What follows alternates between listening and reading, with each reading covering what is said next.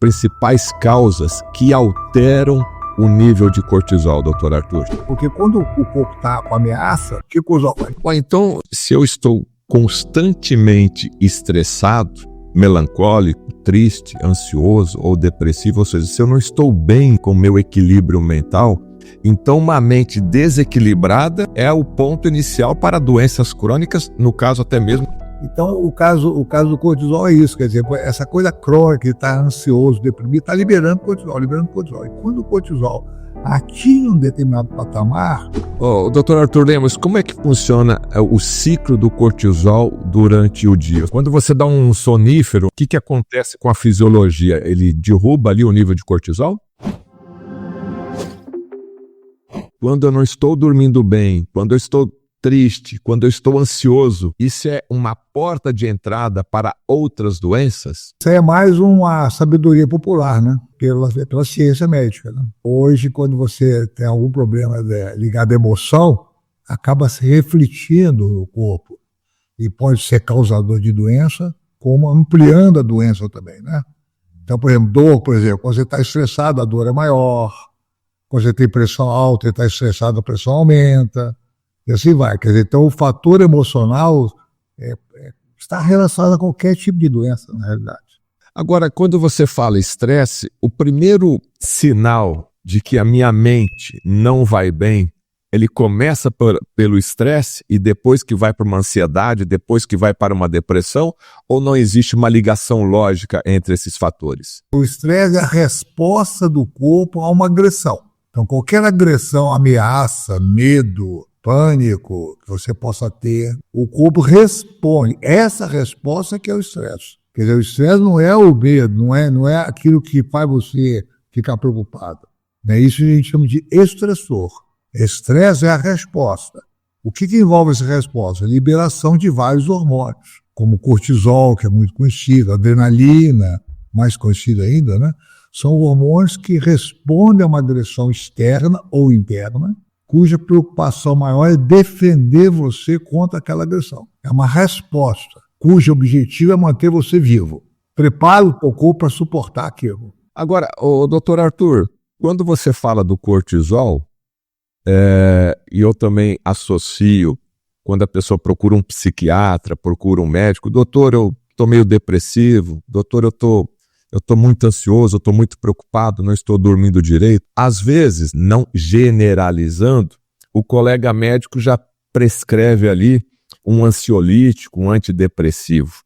E tem a ver com o cortisol. O ideal, nesse caso, pela sua experiência e pelos cursos que o doutor ministra aí pelo Brasil afora, fazer um check-up semestral ou anual, verificando os níveis dos hormônios e principalmente o cortisol, seria uma conduta mais correta?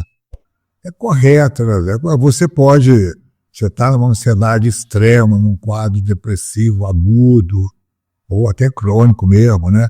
E o médico, então, te socorre com o remédio, né? Então, o primeiro papel do médico é aliviar o sofrimento. Pega uma coisa de ação rápida. Você toma aí um medicamento desse e meia hora você está calmo. Os antidepressivos, não, eles precisam de vários dias para fazer efeito.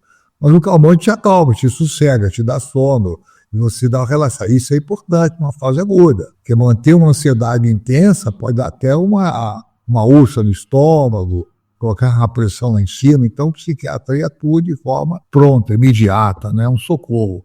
Mas a gente tem que avaliar esses hormônios. A gente tem que avaliar, porque muitas vezes a pessoa nem percebe que está estressada, ela acha que está tudo ok, e os hormônios dela estão em desequilíbrio, o cortisol está desequilibrado, por exemplo. Então deve fazer parte da rotina, quando já fazer o colesterol, vai fazer teu açúcar no sangue, né?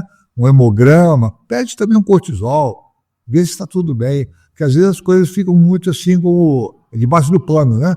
Você pensa que está bem, mas não está bem. E um dia a coisa estoura e aí fica mais complexo. Mas o uso de um calmante agudo assim, é comum e necessário, mas sempre deve-se buscar o porquê. Por exemplo, se encontrar um cortisol elevado, quais são os motivos, né? Para esclarecer tudo isso é muito importante. Bom, se um cortisol ele é muito importante como um marcador para você ter informações de como anda a sua saúde mental, quais são os principais as principais causas que alteram o nível de cortisol, doutor Arthur? Então, vamos lá. Então, o cortisol, sempre que há uma ameaça, ele pode subir. Tá? Então, pode ser uma doença interna, uma doença mesmo, somática, uma doença, né? Mas, normalmente, o que mais leva o cortisol são as doenças relacionadas à mente, né? Ao pensamento. Né? Então, aí entra a palavra ansiedade, depressão, melancolia, fobia, pânico. Então, isso faz aumentar o cortisol, porque quando o corpo está com ameaça, o que o cortisol faz? Ele sobe e aumenta, coloca açúcar no sangue, mantém a pressão arterial, né? Ajuda a liberar adrenalina, tudo para se defender, como se fosse uma ameaça física. Porque se você está diante assim, de um animal agressivo ou de um ser humano agressivo, ou você sai correndo, ou você encara. Para encarar, você tem que ter muita arma. Qual é essa arma? Cortisol e adrenalina. Que prepara o quê? Irriga teu cérebro, coloca mais sangue no teu cérebro, mais açúcar é energia, né? Então prepara você para aquela luta, né? É luta ou fuga, né? Isso é clássico. Ou você sai correndo ou você luta. E essa é a vantagem do hormônio. Então isso, numa fase aguda, o cortisol é muito bem-vindo. Senão você fica, vamos dizer assim, sangue de barata, né? Quer dizer, você está diante de um perigo, parado, atônito, não sabe o que fazer. Então, você tem que se preparar. E essa fase, chama fase aguda, esse aumento rápido do cortisol, é muito bem-vinda. O problema é o estresse crônico. É quando você não está aparentemente sob ameaça nenhuma, está tranquilo, é igual você está trabalhando, eu estou trabalhando, tranquilo, mas existe alguma coisa, talvez no subconsciente, que está deixando você ansioso, tenso, e o cortisol está cronicamente alto. Esse é que é o problema. Ele agudo é uma necessidade. Ele crônico é uma doença.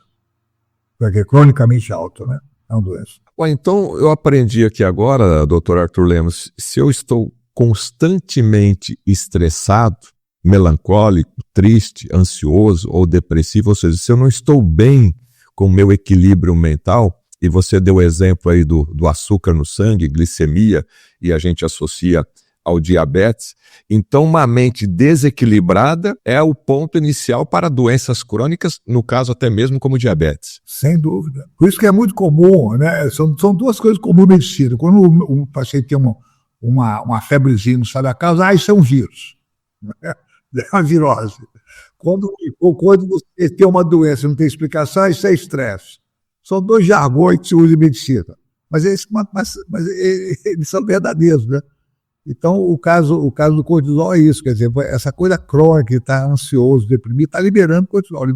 E quando o cortisol atinge um determinado patamar, ele começa a ser negativo para o corpo. Então, ele começa a não deixar o açúcar entrar na célula, e faz o contrário.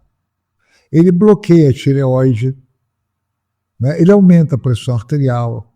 Então, isso aí começam a surgir os problemas do cortisol elevado. E aí você está, o cronicamente, é sempre elevado. Então, os pensamentos. E engraçado que o cortisol ele aumenta só com o pensamento ruim, né? Quer dizer, o medo, a ansiedade, o amanhã, meu futuro, quer dizer, insegurança pessoal, entendeu? E está subindo. Isso aí não é legal. Doutor Arthur Lemos, como é que funciona o ciclo do cortisol durante o dia? Eu sei que ele tem uma importância, porque quando eu faço os meus exames, né, de checagem, de prevenção, tem até um termo ali no laboratório, né? Como é que você acordou, você já correu, você ficou nervoso? Eles querem saber um pouquinho da minha atividade mental ali. Então, como é que funciona o ciclo do cortisol durante o dia? O normal dele é o maior pico dele pela manhã. Quer dizer, pelas últimas horas da madrugada, 5, 6 da manhã, preparando você para o despertar. Né? Então você tem que despertar, coloca assim, pensa lá no Homem das Cavernas e no animal. Né? O cortisol ele sobe com o sinônimo do cortisol é a luz solar. Isso falando assim em termos bem fisiológicos. A luz solar. Então o sol é o maior estimulador do cortisol. Então ele desperta você. Enquanto a melatonina, que você conhece bem, faz você dormir, o cortisol faz você despertar. Então o maior pico dele é pela manhã. O maior volta dele.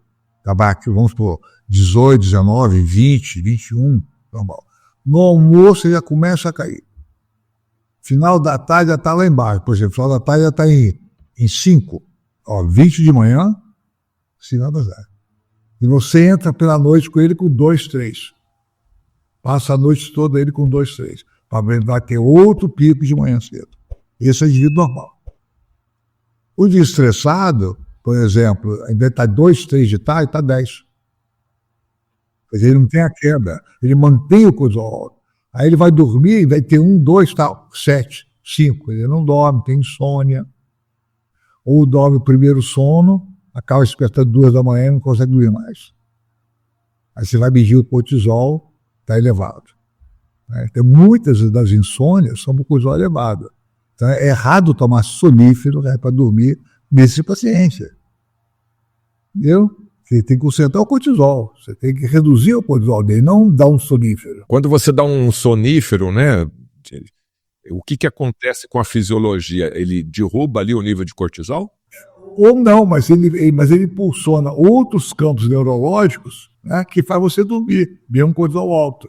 Na realidade, sonífero ele não te trata. Igual tomar um remédio para dor, não está tratando, está tirando a dor, mas não está tratando a causa. Né? Então o sonífero não vai na causa, ele derruba você. Né? São remédios perigosos, né? São viciantes também. Ele pode até reduzir o cortisol, porque se você saiu do ar, você relaxou, né? Dormiu, relaxou, o cortisol pode até cair. Mas você não está, na realidade, tratando o cortisol alto. Então, é muito importante essa informação aqui do Dr. Arthur Lemos, pela questão da automedicação, né? Olha o que você faz com o seu organismo.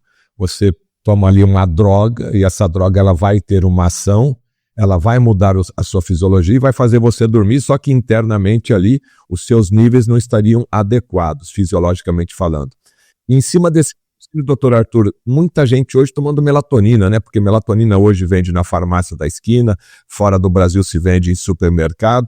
Qual que é a sua opinião sobre esse alto consumo da melatonina? Cuide do seu coração hoje e garanta mais vitalidade no seu dia a dia. O kit Coração de Atleta Nutrigenes é a escolha certa para você.